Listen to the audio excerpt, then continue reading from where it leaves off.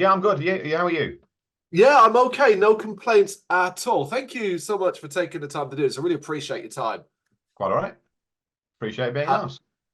how's the day going so far? Been good? Been a busy one, which is yeah, part and parcel. But we're getting to that stage now where everything's needing to get done and finalised. So it's getting busy, which is good. Busy in what way? Because I almost wonder, on an average day, particularly at this point, April, how much of your day is consumed by either doing something to do with the festival upcoming or even thinking about it? Um, to the point we are today, which is kind of April, it's now very much along the lines of finalising conversations, meetings, facilitation, and everything else that we've been sort of planning and programming for months and months and months.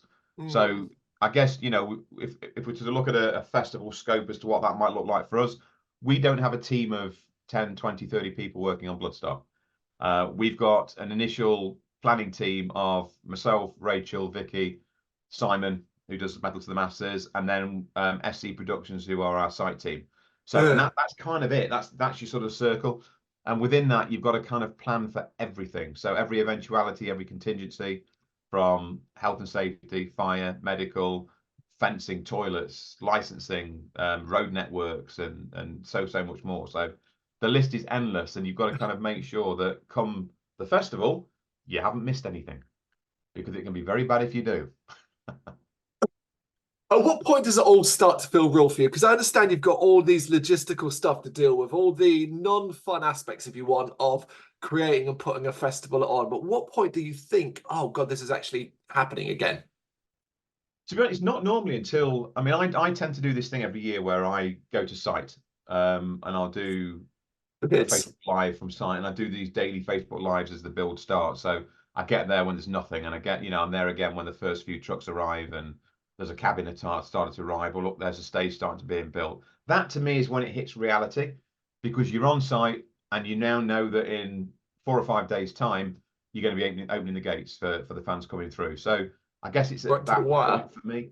Yeah, it's a very finite moment between now and then, as we all know, weather and viruses and anything can happen. So True, true. That absolutely. And people, I mean, people love those videos as well. Every yeah, the last couple of years, everyone loves them. I kind of started doing them just as a, I guess to sort of give people assurance as it was happening, because you over the years you have a lot of events that well, this is going to happen. We're planning this, and then a week before, 2 weeks before, the event cancels, and that's I think that's really harsh on fans, especially when they're looking forward to something and they've made so many plans around travel and accommodation and holidays and everything else. So I think that when I started doing these, it gave that excitement out to the fans. Oh God, it's really happening! I'm going to be there in a week, and the buzz and the feedback I got was fantastic. So I now do it every single year, and I think the fans do love it. I love doing them. So you know, So you're on site for the first build day then. yeah. Do you have any particular rituals or things you like to do for yourself when you're there? I just to me the first thing I tend to do is I just love to walk the whole site. So I'll go, and Rachel does the same, and some of the other team do the same. But we'll go to the car parks and we'll go, down to the campsites to the very very far ends, and we like to walk the whole site before anybody arrives.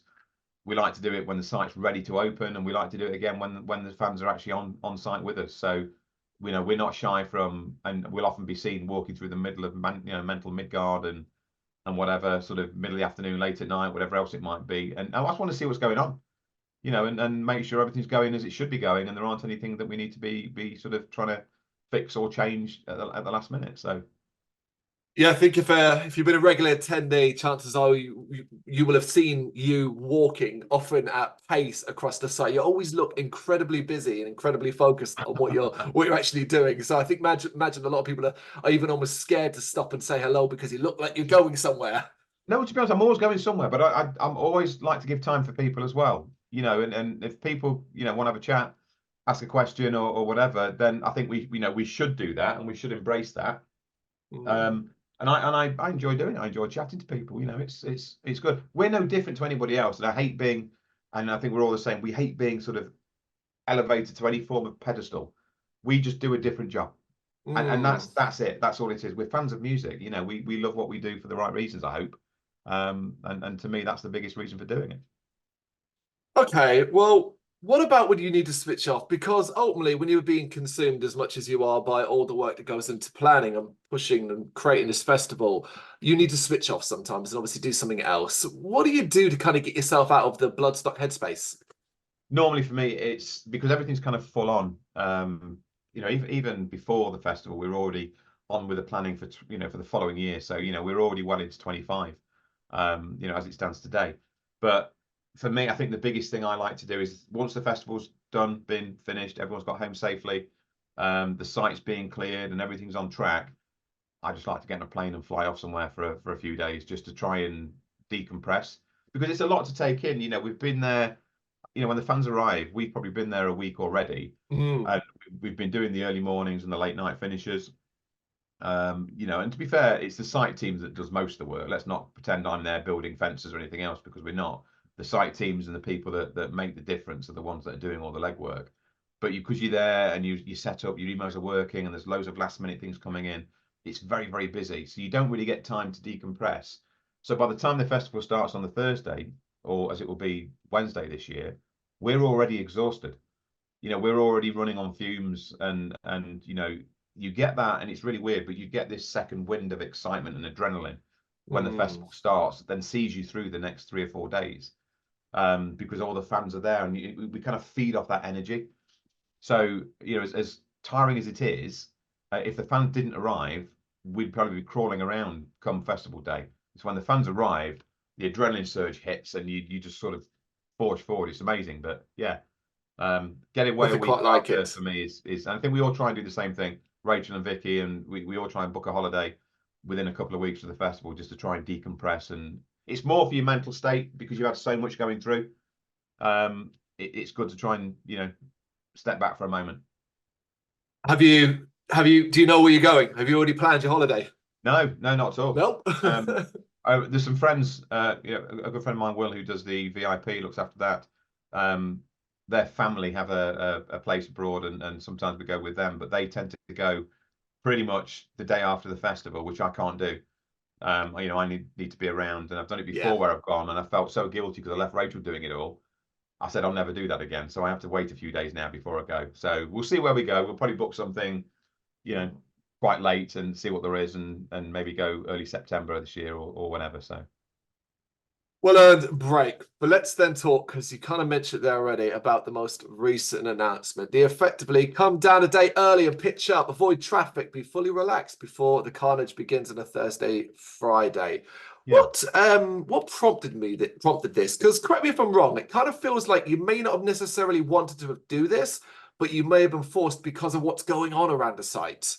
Yeah, it's like anything. When you bring in an extra day, there's a lot of extra cost that has to go into that, and we're not charging phenomenal amounts of money for this to happen. It's a case of we're aware of everyone's financial constraints, but currently around the Midlands, with HS2 kind of coming to a close, if you like, halfway through its journey, the government are sort of purposing all of this money they had set aside and giving it to the councils and saying, fix your roads. So of course the councils are going, great, let's fix all our roads all at the same time, which is fantastic for us drivers, and trying to think we can have a road sort of, without potholes would be amazing. But in the meantime, because they're doing that, when there's an event coming on and you've got a lot of traffic coming through, we not only have to think of purely the fans, because we don't want you sitting in traffic for 4, 5, 6 hours. We also have to think of the local community and the impact that has on them. So we sort of thought long and hard about this and thought, well, you know what, if we could do something on the Wednesday and maybe bring a percentage of the fans, maybe half of the fans in on the Wednesday, split that traffic journey, hence the fact why we've done it as a ticketed thing, because then we can cut that off when we say, right, that's enough of these tickets sold. It's going to split that traffic, lighten the load, so hopefully then when people arrive on the Thursday, they're going to be inside pretty swiftly, get camping, get set up, hopefully quicker than normally would be the case. We don't know exactly what the impact of the road networks will be. The council have told us there's going to be a summer of quite a few road works around the area. We're fortunate enough that the highways and everyone do work with us, and they try and sort of avoid night closures over the Bloodstock weekend. But we just need to do our bit to sort of minimise that impact. So it became just a sort of a reason for doing it was that. Whether we continue that into 25 with no roadworks, let's see how it works this year. If the fans want it, then we'll certainly have a look at it. But you know, I think the feedback we've had so far has been great. You know, the tickets people have bought for that have been you know, in their good numbers. Yeah. So you know, we'll see how it goes. And we've got entertainment and the bar open, and you know, although the arena's shut, we're making sure that we're doing stuff in Midgard to sort of give people something to do if they so wish.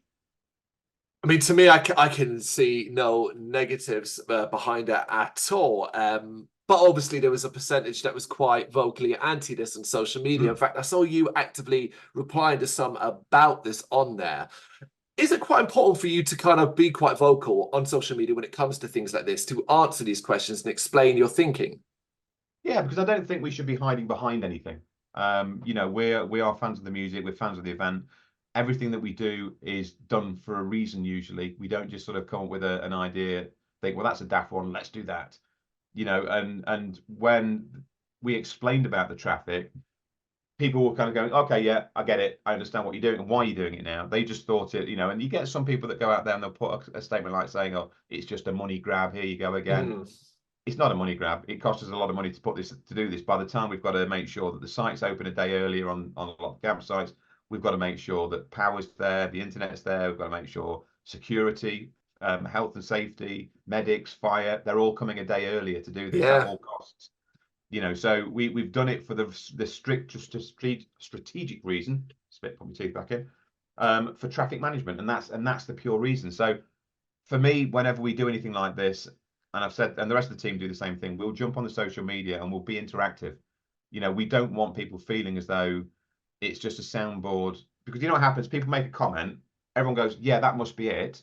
And then the bandwagon jumping starts. And before you know it, people have gone off down a route that's actually not true. So it's important that we try and communicate as effectively as we can do. If people have got a question, ask it. You know, if they've got this bubbling around their head and this is what they think, ask the question. We'll answer it honestly. You know, and I think that gives us a slightly different perspective with the fans to a lot of other festivals that probably you don't get that level of interaction. You're still human. You are accessible. If you want to speak to one of you, there's a high chance you will be able to get that interaction. But on that front, do you enjoy it? And I don't mean necessarily the direct interaction with a Bloodstock attendee, but the necessity for you to have a presence on social media beyond the main Bloodstock account.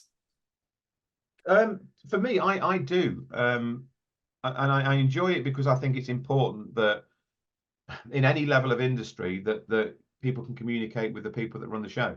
Now, whether other people choose that or not, that's entirely up to them. For us personally, we've always said that we want to be transparent and visual and available. You know, hence the fact that if you go onto the Bloodstock website, my emails are on there. You can email me directly. Nothing's hidden. Same with Vicky and Rachel and Paul and everybody else and Simon and whatnot. Social media, you know, I've got a large number of people that follow me on social media that talk to me regularly on social media that are fans. You know, I don't sort of, oh no, you're not famous, I don't want to talk to you. It's, you know, I'll sort of engage with everybody, because for me, if we're doing it right, they will spread the message for me anyway. You know, when there's still good things to happen. And we don't get it right all the time. I'm not going to sit and pretend that we do. You know, we'll make mistakes along the way, and as long as we're honest and we're open and we can sort of acknowledge those, and we look to change it for the following year, or, you know, if we know about it soon enough, we can make a change on the weekend, then by all means we'll do that. You know, but you can't please, and this is what we have learned with social media, you cannot please everybody all the time. There's always, no matter what we do, whether it's booking a band, making a change for something, it will always change the dynamic for somebody that may not be suitable for everybody else. So you've got to try and work as best as you can, as honestly as you can. We don't make changes unnecessarily unless we feel as though it's a dynamic change that would benefit the running of the show to make everybody have a better weekend. Is it worth it though? Do you get people reaching out to you about how much Bloodstock means to them? We do, and it's really heartwarming, you know. And the biggest buzz I get, and I've said this in kind of many interviews, you know, what's my best memories with the weekend, and it is every year I go up on stage and I'll just take a look out 5, 6, 7 o'clock at night across the audience and just see people smiling, laughing, enjoying themselves, dancing, singing, screaming, you know, and that gives me the biggest buzz of the weekend, because it's you just think to yourself, you know, you're part of something that's memorable, and you're creating a legacy of memories that people are going to take away with them. You know, we've already had these. Remember when this happened, and I was there when that happened. And I think with everything we're happening with you know, Lemmy and Motorhead this year, with what we're doing, I think that's going to be very, very special. And that, you know, that does really give you that warm, this is completely worth it buzz.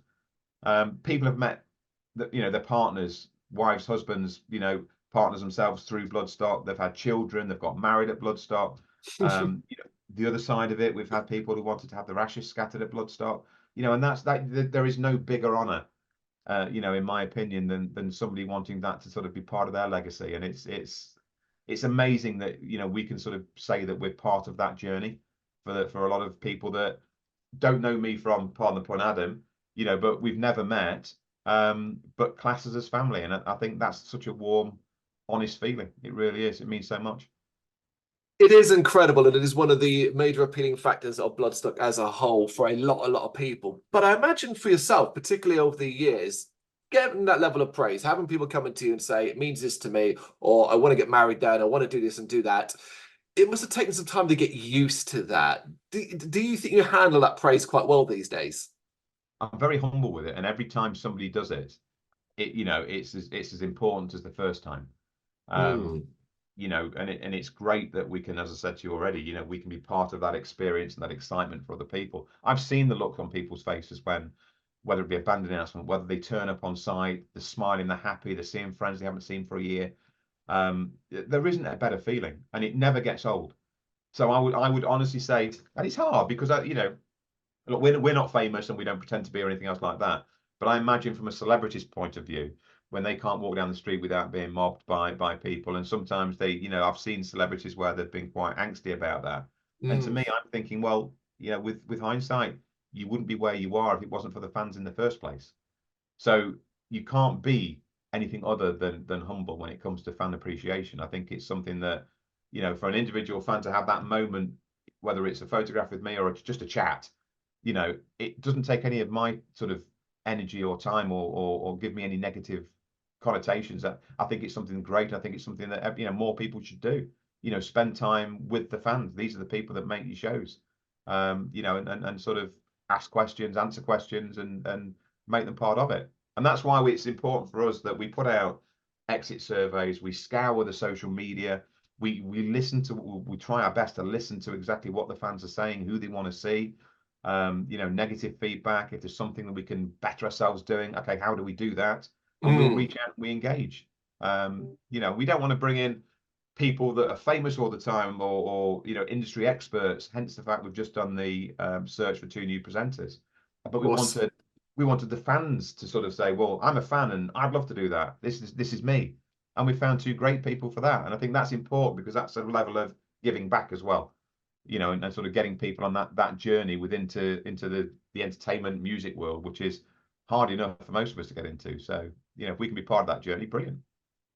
Absolutely. I'm always fascinated and way more interested a lot of the time in the feeling behind things, because we can talk logistics, we can talk about bills and Yeah. stuff like that, and that's all there on a basis. But it's always interesting to not just hear your perspective on what other people, but also your own. So on that Yeah. front, tell me what Bloodstock means to you. And almost if you can, take your director hat off and look at it from that perspective. Yeah, look, I mean, we've created something that we had a passion for back, or my dad effectively had a passion for back in 2000. He had a, you know, an idea with a group of friends. He's a very sort of creative individual that would just try anything once, and you know, we're forever thankful, as I'm sure thousands of other people are, that he sort of made that decision to give this a go. But for me, it is thoroughly enjoyable. You know, I love being part of something special. Um, as a fan, it's great to be able to sort of meet the people that you've grown up with over the years, listening to. Although you kind of become, after a while, a little bit desensitized to it, because I see it as well from the band side of things, Mm. where they want to just be able to come and chill out, and the backstage area should be that moment where they can separate themselves away from the excitement and everything, and you know, be treated just like normal person. So it's nice to be able to have those conversations that are literally not fanboy conversations, if you like, but just sort of conversations of nothing other than, you know, car you drive and how's the weather where you've been and that kind of stuff. It's nothing too heavy. So it's nice to be able to, so it's nice to be able in a position, and I'm very, very fortunate and humble to be in a position where I see it from both sides. You know, and not many people get that opportunity, and that's why we like to try and do the backstage tours and things like that to give people a little bit of an insight, because I think they've got this mythology going around in their head that it's all the rock stars are smashing up TVs and hotel rooms, and there's sort of naked people all the way backstage and drugs everywhere, and it's normally tea and biscuits and, you know, having a chill out on the sofa watching a bit of SpongeBob SquarePants or something daft like that. So yeah, it's nice. I don't think there's a feeling like it. And I don't think there's a better job in the world for us. You know, we do enjoy it, but our biggest buzz comes from the feedback we get from the fans during and after the show. And, you know, as you know, we announce bands for the following year most years. Mm-hmm. And the validation for that is how loud they cheer. You know, and that again just gives you such a warm. It's a terrifying feeling, because you book these bands, or Vicky's booked these bands mainly with Simon, and have they done a good job? Well, your validation comes when you announce them, so it's good to sort of get that perspective as well. I do love that. I actually love that slow wait, and then the cheers or the ripple of, oh, people aren't too sure. It's quite fun. And you get that. We do get that. We've had it with bands in the past that then their show's been, and people have said absolutely amazing, fantastic booking. You know, can't believe I was unsure. So it's about, we all learn, don't we? We all sort of educate ourselves as we go through and listen to something new. Yeah, absolutely. And I mean, we'll get onto a little bit later on, but the whole listen to something new is a major part of Bloodstock's existence. Before that, though, talk me about a day in the life of Adam at Bloodstock. So it's Friday, first full day. Let's presume everything is running smoothly throughout. You're not having any logistical issues and so on. Walk me through it. What might that day look like for you? Normally get to site around about 7 in the morning, having probably been there till 1, 2 o'clock the night before. So not much sleep, and I drive home every night as well, so I don't have the luxury of camping. I've got a dog and everything else I have to come sort out, so we tend to drive home. So get there about 7 o'clock, get some breakfast very quickly, and then it's a case of go and meet up with security, just have a chat with them. How was last night? Any issues, any concerns? Make sure that's all running okay. Check with the site team, are we ready for gates? Because we normally call gates about 10 o'clock. We then have a meeting once gates have been called with all the heads around the business, around the sort of the festival operations. So medics, fire, site teams, security, myself and Rachel. There's normally about 10, 15 of us do these meetings, and we do these meetings 3 times a day. And those meetings are an opportunity to say, right, okay, well, we've noticed a bit of an issue here. We need to get that and right, get on with it, get that fixed, get that changed, make an amendment, whatever it may be, or keep an eye on that, or whatever else. So it's our opportunity to sort of have a formal get together. We'll be then in our office, having done a couple of walk rounds, and I'll go through VIP and I'll go through the main arena, check that we're happy with everything. And 99.9% of the time we are, because the site team know what they're doing and they do a great job. So from there, it's just then constantly waiting to see what happens. And it's a case of a band has been delayed, or this has changed. We had it this last year with Halloween that had to cancel very last minute. And that was all hands on the deck to sort of get a replacement. And, you know, KK's Priest was sort of gracious enough to step in, which was great. You know, and I guess it's just really, you're kind of juggling lots of things around on the sort of the same day. You'll have a radio call about something that may be happening in one of the campsites or the car park or the VIP car park or accessible or anywhere else. And, you know, rather than just try and sort of point fingers and get somebody else to go and sort it, we like to go and sort of be quite hands-on. So we'll go and take a look ourselves. Is there anything that we can do? And I think the way of doing that is then you're not kind of starting things at a level that build to a crescendo that then have the same output that if we went there in the first place, we could say, just get that sorted. Right, yeah. Far quicker. It's far quicker. Now, not for a second that we are the authority and other people can't make that decision. But if sometimes, and especially when it comes to changing something, there might be a spend involved, we can make that call there and then. And it doesn't have to go to a board or a committee or a debate. You know, for us, it's about the fan experience and about the delivery of what we do and doing it to the levels that we need to do it. So, you you know, more often than not, it's get it fixed, sort it out. You know, let's get on with that. What are the options? What can we do? Let's get that done. You know, and everybody sort of appreciates that. So I think having that level of visuality across site for us constantly is important. You know, we go and check out all the bars, we'll walk through VIP, we'll check on the entertainment, back down to Sophie stage, down to the new Blood stage, you know, down to, as what will be this year, the sort of new stage that we're renaming, that will be announced in the next sort of couple of weeks, which was the pre-Jaeger stage. Oh, because that's changed. So it's, yeah, well, it's one of those things. You know, Jaeger have got to sort of, you know, sort of commit elsewhere this year. So there's been a change, but we've got a nice replacement coming in. And some things will change, some things won't. So we'll announce everything in the next couple of weeks. But, you know, so there's all those kind of things that we have to kind of deal with on a day to day. And it could be daft things like we've had a noise complaint from 6 miles away or whatever else it may be, because the wind's shifted. You know, and you have all of that ordinarily you think to yourself. I mean, the biggest one we had, I think, was a few years ago. We had it was the hottest 2 or 3 years ago. Really, really hot weather. yeah. No wind. So of course the sound, instead of being driven, wind's very important when it comes to music and sound, because it directs your sound. And what we were having what's called sound bombs. So certain times the wind would drop, the atmospherics would be so hot, the sound would just travel everywhere in every direction. And we were getting complaints from places that have never heard Bloodstock in the last sort of 17, 18 years. So we'd have to send the sound monitoring teams out and going, okay, drive out to there. We've had a complaint from this area. Go and see what's going on, test the levels and everything else, to make sure that we are within sort of license conditions. And that happens throughout the weekend constantly, completely while the show's on. So from 10 in the morning till, you know, pretty much midnight, we've got sound monitoring teams out and about in the local area, literally doing nothing other than sort of checking what's happening with the wind and the weather. God damn. Yeah, the bits that people don't see. And that's really, really interesting as well, because you almost presume, oh, the wind picks up, that's when the sound's traveling. But the idea, of course, maybe people may not know, those sound bombs are amazing. It. When there's a bit of wind, you can direct the sound. They use line arrays with the sound, and they can sort of push the sound in certain directions if it's going against the wind, with the wind, whatever it may be, to make sure that the audience are getting the best quality of, you know, possible. But when you get things like atmospherics where, you know, let's say you've got low cloud, that then compresses the sound and it travels a little bit further in certain directions with wind. When you've got clear skies and a bit of wind, it disperses quite nicely. But when you've got clear skies, hot weather and no wind, it kind of shoots in every direction possible. So it creates its own challenges. We learn something new every single day. Yeah, I learn something new every single year with this festival, I can assure you. So what's your sleep average, do you reckon, over the weekend then? 4 to 5 hours a night? I generally tend to leave sort of any time around about sort of 1 o'clock. Back normally the following morning for 7, probably 30-40 minutes each way. Time you get in and get settled and you sort of come down from the day, I'll probably do about 3 or 4 hours a day over the festival weekend. But as I said, it's just, you just get that boost of energy from the fans and the crowd and the atmosphere of everything, so it keeps you going.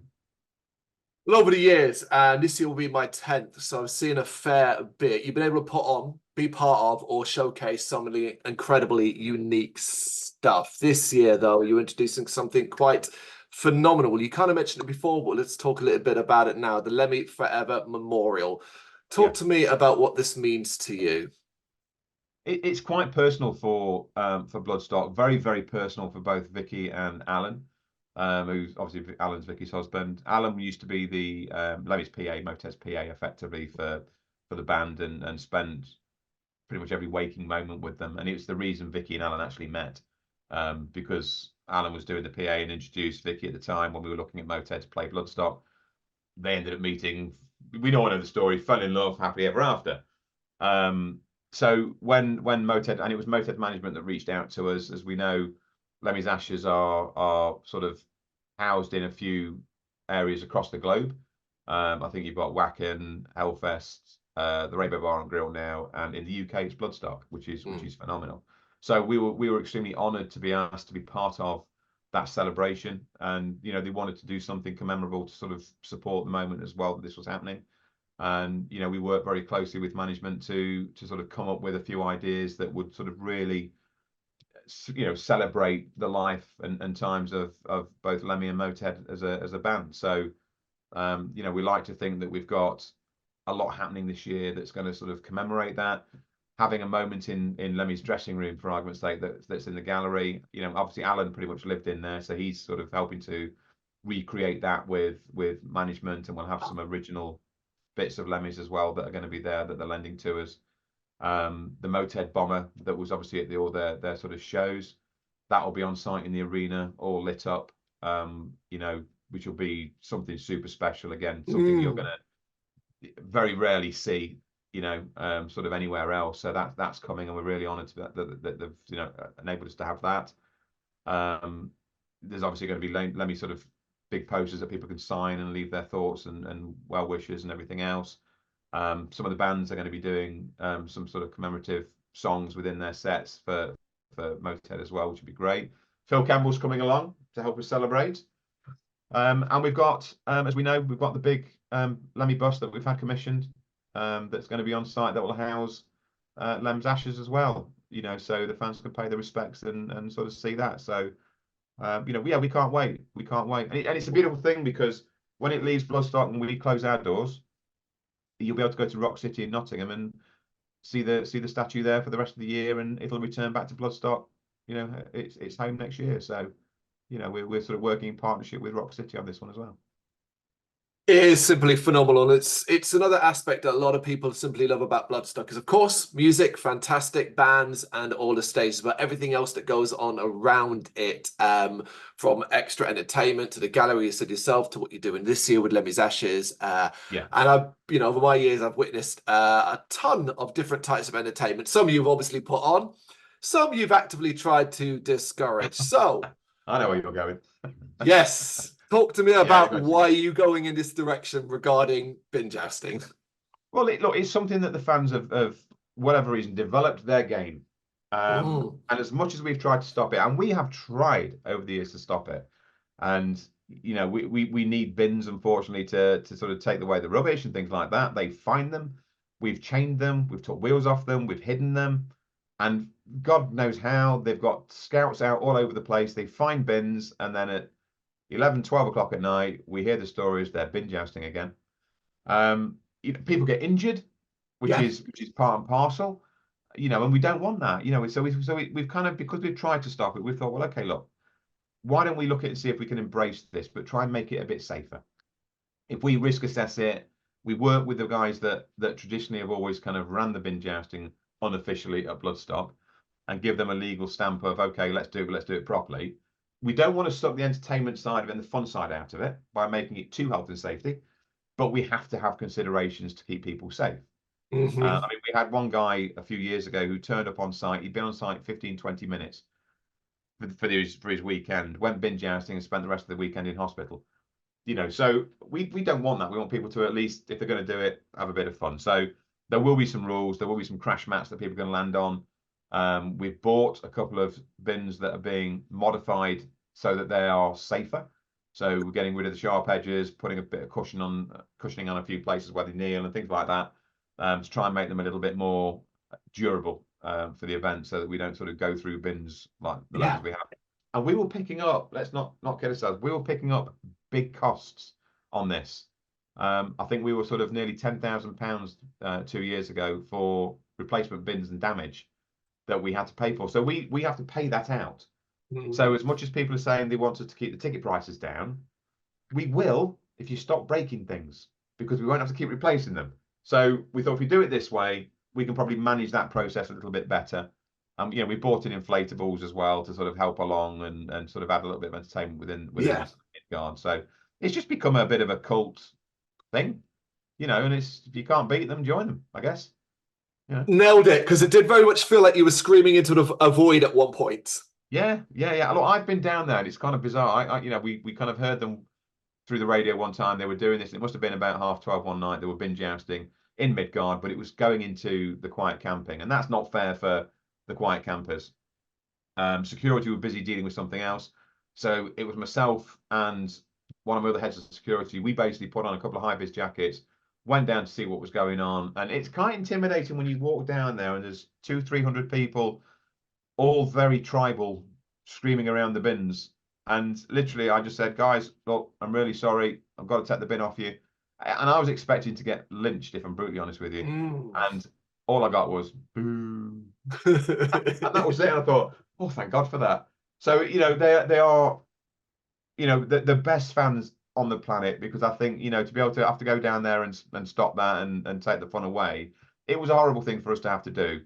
But we did it for the safety of those people that were sort of, I guess, with families and kids that were getting a bit worried. But I think this year, because we'll have a specific area for this to happen, we'll be able to contain it and manage it and do it properly, and it'll be marshaled as well, so people, aren't getting overly carried away, but they're doing it and having fun safely, and that's what we want. Yeah. So it's important to find that balance that we don't suck the life out of it. I think you've nailed it, really, to be honest here. I think might be the first time in 10 years that I'll even consider it with this, because, as you say, the injuries previously, no. But now I want you to fantasy book, but we're not talking bands here. If money was no object, what is a non-music piece of entertainment that you'd love to have at Bloodstock? The big thing we have is constraints on space. Yes. Because obviously, we don't have the footprint, I guess, to kind of just bring in lots of different things and spend lots of money unnecessarily. So we are constrained a bit with space. I'd kind of love to bring in things like, sort of high energy, high activity, sort of, motorbike jumping and kind of things like that, I think, which would be really good fun for people to kind of see, away from kind of bands. We're doing quite a lot of stuff with a gaming arena this year. So we're kind of enhancing that. We've just sort of green lighted today to bring in some more fun around the gaming arena that's going to give fans a bit of a different experience inside there. But we've kind of established ourselves as not just about the music, it's about the event and the activity and just people being there for the weekend to have a great time and try lots of different things. So, with the Viking battles, the rock fit we do, the gallery, the bands, the stores, the markets, the bin-jousting and everything, and then the sort of the battle arena and the campsite this year. And everything else that we're kind of looking to bring in, it's about very much creating a bit of a vibe. Yeah. This is kind of cool. Wednesday night, we've got the cinema, and it's a proper big cinema that's coming in Midgard, and we're sort of looking at now what kind of movies people might want to see. So whether we put a poll out for the kind of things that people want to, watch, or the kind of movies, not necessarily the titles, but what kind of things you want, keeping it clean and PG for the kids. But it's about delivering something, I guess, that the fans really want to see. But yeah, anything we can do high octane that's different. I mean, we've had sponsors come to me before that said, "Can we do this?" Yeah, let's do that. And kind of things either haven't happened or they have happened. I think we had one sponsor once wanted to blow up an ice wall with sound, by sort of raising the pitch. And it came very close to us trying that, but unfortunately they couldn't make it work off site. So, it became a bit muted. But we'll give anything a go if it's fun and it's something that we think that the fans would really love to be part of. I almost feel like surely the dream is to start at one end of Bloodstock, say from the car park, and then walk through campsites, whatever, across to the opposite side as far as possible, be it with the new Blood stages, that you almost want it to be like you could stop every minute or two and something is going on that can entertain you in some way or another. Yes. Yeah. I think that's important. I've done festivals and I've walked for miles and there's nothing to see, and you're going somewhere for a specific reason. But it's nice to sort of be able to go somewhere, right? I'm going over there and, oh, this is happening, or that's happening. Oh, bloody hell, this is great. And it's taken them 2 hours to get 200 yards because there's been so much activity happening between where they started and where they wanted to go to. And it's great to be able to sort of offer that difference, because let's be honest, if there's a band on stage, it might not be everybody's cup of tea. So what else is there to do? And it isn't a case of, well, I've got to go back to my tent and sit there for 2 hours until the next band comes on. It's, oh, I can go over there and do that, or I can go and have a look at this and whatever. So yeah, it is very much about sort of trying to create a vibe of interest and excitement and difference at as many points as possible across the whole weekend in the many different locations. So I like to think we're getting there. I don't think we're 100% there, and I think there's always more that we can do, and we'll take feedback, and if there's something worth doing it, we'll sort of spend the money and see if we can do it. Wrestling, mate, that's what you need to do next. Wrestling. Get a wrestling ring in. I think we did look at that, but then we were sort of, when we mentioned it, people saying, well, that download do that, or this festival does that, or wherever else it may be, and you're just kind of copying, and we don't want to kind of do it half-hearted. I mean, how do you kind of beat, and let's elephant in the room. Download do a great job of Yeah. the wrestling. They work with the WWE. There's nobody bigger. So we kind of feel anything sort of not equivalent to that, would that not be the same? I don't know. But it's good to do something different. We had Billy from Biohazard doing jiu-jitsu classes last year, Of and course. we've got something potentially happening this year along certain lines within the battle arena in the main arena, that will sort of offer some sort of fan opportunities as well. So I think it's important to try and be not mirroring what other people are doing, trying to be sort of enterprising and coming up with ways of doing things a little bit differently. It's always good to be an innovator and not a follower. Well said. Can't dispute that. But talking about innovation, then, it's another incredible year for metal to the masses. Yes. The importance of what Bloodstock does here and the opportunity it offers, of course, can't be understated. Obviously, what Simon does is it's simply phenomenal. But from your perspective, does it surprise you that it has grown into such an important aspect of the festival now? I think when Simon hit it on the head years ago, where he said, metal to the masses is the heartbeat of Bloodstock. And I think, in essence, that's exactly what it is. We're an event that we put on bands. Bands retire, they give up the go. They've had enough or whatever until they do their reunion, of course. So it's important that we try and feed back into the funnel at the top. What's kind of dispersing at the bottom. And we've got a sort of, a great talent pool across the UK and further afield of bands. And it's not until you start to sort of reach out and see what is around that you realize actually how much quality there is out there. I was in Ireland a few months ago and popped into one of the heats in Dublin, and it was absolutely rammed. It was an amazing night. I had probably one of the best times I've had in a long time. And these are for, in essence, and no discredit meant, unsigned bands. You're not going to a sort of to see AC/DC or Metallica or anybody else. You're seeing bands that are starting their careers, they're emerging, and the quality was just next level. It's fantastic. You would pay good money if you knew what you were seeing to go and see these bands. So I think Simon and the guys that work with Metal to the Masses and the venues and the heats and the promoters and everything else do an absolutely incredible job. They've got a belief in it. And it's a passion of ours that, I mean, this comes at quite a cost to us. Let's not hide that. This costs us as a festival a lot of money to put on with the New Blood stage and everything else. But it's so worth it. We wouldn't have Bloodstock without it. And it's great that fans can come along. And you've probably been yourself, and 9 times out of 10 that stage is packed. And that's fantastic because a lot of these bands, it's potentially the biggest audience they've ever played to up until that point. And the fans are discovering them, they're discovering new fans. And I think if you can sort of marry that up with them bands having opportunities to talk to press and agents and labels and management and everything else, this is where these new super groups are going to come from. They need that opportunity. And I think we live in a very sad society where manufactured Simon Cowell type bands are what's proven to be popular because we're told that's popular. But I love seeing bands with raw talent that can sing, that are musicians that can play, that aren't auto-tuned to the hilt and aren't sort of, sort of singing along to lyrics that they aren't singing themselves, they're miming. I like the real raw talent that's available in the UK. And I think with metal specifically, you get that from bands that are top of the tree to bands that are just emerging and starting out. You get a real raw talent. And I don't think there's anything better to go and see than the reality of musical talent and musical voice. I think it's incredible. So yeah, we absolutely love it. We'll keep doing it for pretty much ever. It's humbling to see how many people, if they don't get through in year 1, they go out and hone their skills. They're back in year 2 and they're back in year 3, and then they get through, and that's fantastic to see because the commitment's there. All credit to the bands that don't sort of put their heads down and give up. They keep coming back, and it doesn't mean they're a bad band. It just means there were other bands that kind of had that edge that night. And it's a case, keep doing what you're doing, do it again.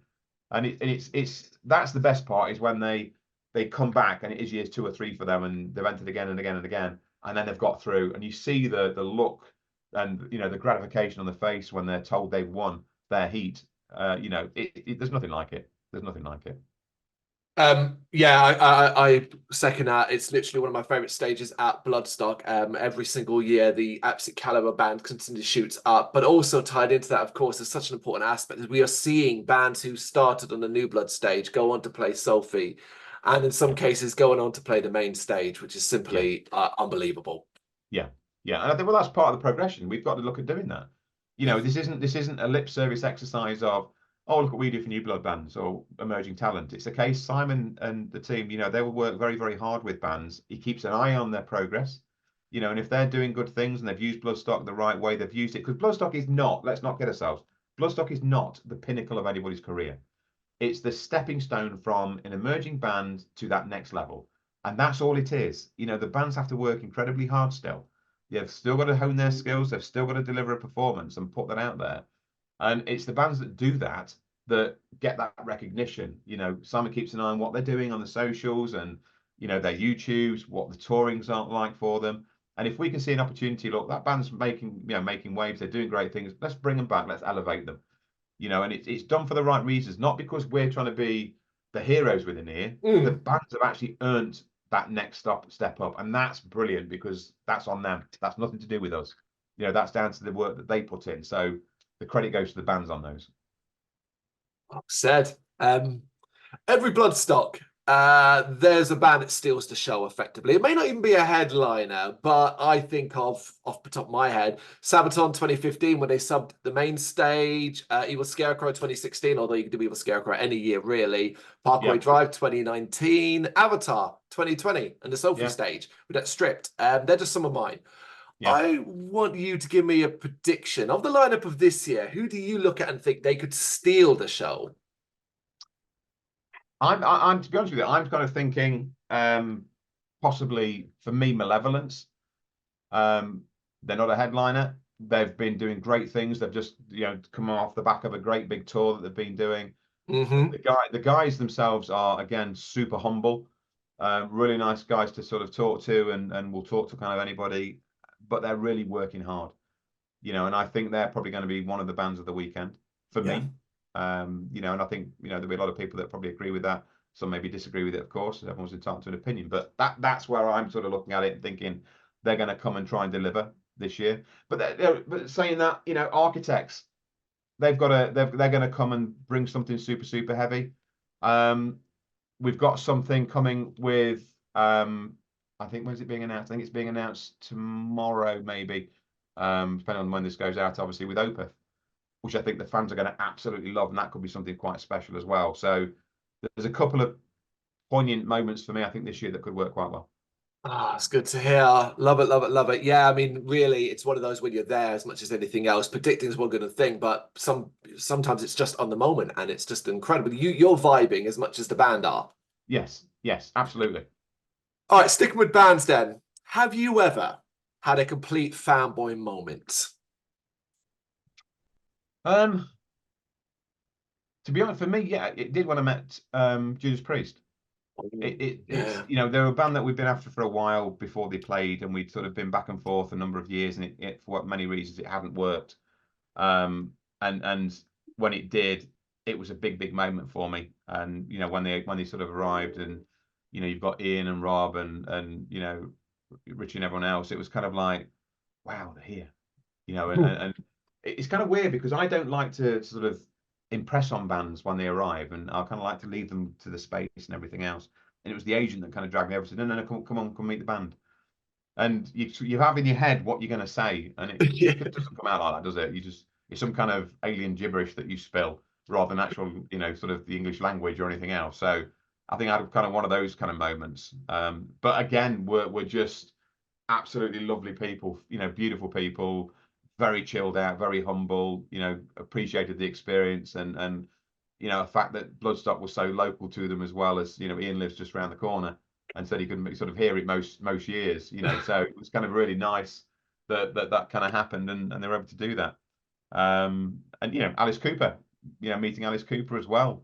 We've all seen Wayne's World, and you know, we're not worthy, but you kind of feel a bit like that when you kind of meet him and you're in his presence. But again, super humble, just sat there watching cartoons in his dressing room on the sofa when we went to say hello. So, you know, not the rock star moments you expect, but they're super to sort of go and witness and be part of. But yeah, you know, again, I said earlier on, I try not to have those fanboy moments, but sometimes you can't help it. You know, that oh, it's such and such. It's, you know, Yeah, it's completely understandable. Yeah. Okay, let's talk food here, because Bloodstock's array of what you put on here, what vendors are available, continuously improves year upon year. I remember the days when a gourmet burger was an extra £2 for a bit of lettuce in it. Yeah. So yeah, we've come a long way. What's your go-to choice of food at Bloodstock? Noodles. Noodles. Noodles. Yeah, I spend far too much time at the noodle bar.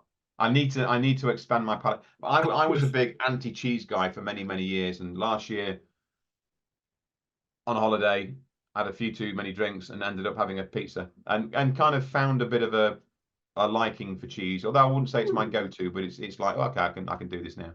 So I probably need to expand that a little bit this year and try some different foods other than noodles. But yeah, According to your list, noodles are there again, aren't they? Yeah, they are. Yeah, The noodle noodles are there. bar's Noodles are there, yeah. and we've got Spudman this year as well, which I'm quite excited about as well. Yes. So he's been kind of making waves of what he's doing and the best spuds on the planet. So yeah, I'm looking forward to sort of having a spud or two. Yeah, I'll have to check it out as well. Who hasn't seen a TikTok video from him or two? Okay. From a logistical point of view as a director, unbearable heat or torrential downpour, which of these is more of a nightmare for you? It's the UK, both are possible. Yeah, I mean, they've both created challenges over the years. Torrential rain, we know what that does. I mean, we're fortunate enough with Bloodstock that we're by the river. It's built on an old sort of quarry, gravel quarry. So the soak away is really good. So when we do get rain, it does soak off quite quickly. But if you've got a heavy footfall during a heavy rainfall, that water tends to get mushed up quite quickly into the mud. So it can cause its problems. Mud can be the worst because it gets into everything. That said, the sun we had 2 years ago, when we're having 40-degree heat, and that caught everybody by surprise. So we're coming off the back of COVID. Transport has been obliterated, as we know, as drivers have gone off to find different jobs, and Brexit played its part and whatnot. So getting last-minute coverings, you know, the heat wasn't expected, and couple of days before, we kind of told, right, this is going to be really hot, so right, we need more cover. There literally wasn't any available that we could draw in because we couldn't get the transport. So you're having to come up with makeshifts. We spoke to the army, right? What would you do? Because they spend a lot of time over in places like Iraq and other hot countries. Well, we use this netting, and it's the whole purpose behind the netting. So people go, oh, but the netting's useless. It didn't give us shade.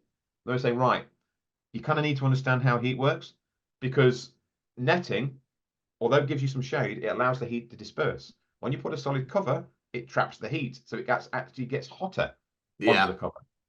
But you know, fans kind of don't see that. They found the netting was kind of useless for the reasons until the education bit's done. But we did actually seek advice on that before we did it.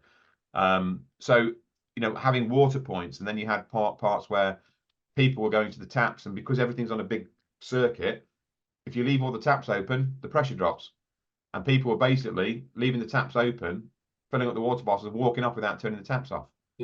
So the pressure drops. You get 2, 3, 4 taps doing that across the whole site. So we had a team of people walking around site constantly, turning off taps, because people forget to turn off taps. So, you know, then the pressure goes up all of a sudden, and then we can get water. Great. So we had to put in a lot of last-minute taps around site, pretty much the day before fans arrived, because we'd obviously been keeping an eye on the forecast as to what was happening. So again, that created its own challenges. So the weather in the UK, let's be honest, you can't really prepare for it. You have to react to it most of the time. But we are scanning forecasts for weeks before to see what potentially we could be up against and up with, because we want fans to have the best experience going. You know, and if we have to bring something in, and the heat taught us that 2 years ago, we've got to be ready to move. So we bought lots of structures, sort of tented structures that we can deploy, and we deployed them last year. So there were lots more sort of these shaded areas with seats underneath that people could sort of gravitate to, and that then covers you if it's raining or if it's sunny or whatever. And people forget the sun moves as well. So when you put a shade cover up, you might be great for about an hour. An hour later, the sun's moved and it's dropped or whatever it might be, or move one direction or the other, and the shades move. So, you know, it's the fans do have to take a little bit of responsibility. You know, Of bring a course. coat, bring boots if it's going to rain, bring sun cream, bring a hat, bring sunglasses. You know, and wherever possible, work with us. You know, it's a tough one, but we'll do as much as we can do to make it as comfortable as possible. It's a British festival. You know the rule. You bring wellies and you bring sun cream and see Yeah, which one gets used. absolutely, absolutely. Okay, so over the years of Bloodstock, you'll have seen some stuff that's par for the course at a festival, of course. But every so often, we all still see something that shocks us to a degree. So, what was the last thing that shocked you at Bloodstock? Um, it's kind of weird because you get a very blasé to everything, and it just becomes another Hmm. challenge that needs to be dealt with at the weekend. We don't have problems; we have challenges to overcome.